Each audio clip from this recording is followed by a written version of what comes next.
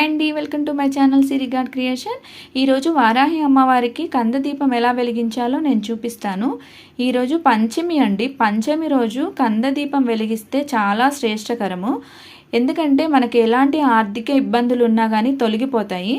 కంద దీపము నేనైతే కంద దీపము 3 దీపాలు వెలిగిద్దామని తీసుకున్నానండి. వీటికి సరిపడా లోపల ఒక చిన్న రంధ్రం చేసుకోవాలండి. ఎందుకంటే వాటిలలో నెయ్యి కానీ, ఆవు నెయ్యి కానీ, లేకపోతే నువ్వుల నూనెతో కానీ ఈ దీపాలు వెలిగించాలి. వాటికి పసుపుతో అలంకరించుకోవాలండి. వాటితో పసుపుతో అలంకరించుకొని కుంకుమ బొట్లతో అలంకరించుకోవాలి. కంద దీపం వెలిగించడం వల్ల జగన్మాత మనకి ఎంతో అనుగ్రహం కలుగుతుందండి. జగన్మాత శాకాహారముగా అవతారం ఎత్తిన మాసమే ఆషాఢ మాసం అండి.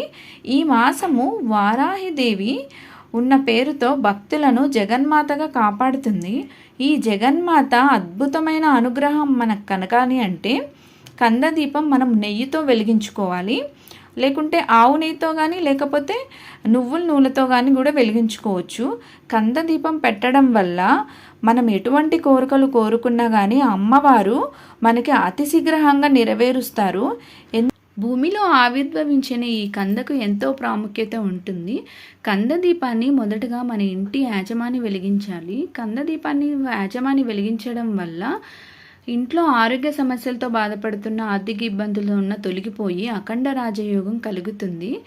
నేను ఎంతో నిష్టగా చేస్తున్న ఈ వారాహి అమ్మవారి కటాక్షం కోసము మీకు ఉపయోగపడే మరికొన్ని వీడియోలతో మీ ముందుకు రావాలని, మీరు ఈ వీడియో నచ్చినట్టయితే లైక్ చేసి షేర్ చేస్తారని, నా వీడియో ఇంతసేపు వాచ్ చేసినందుకు థ్యాంక్ యూ ఫర్ వాచింగ్.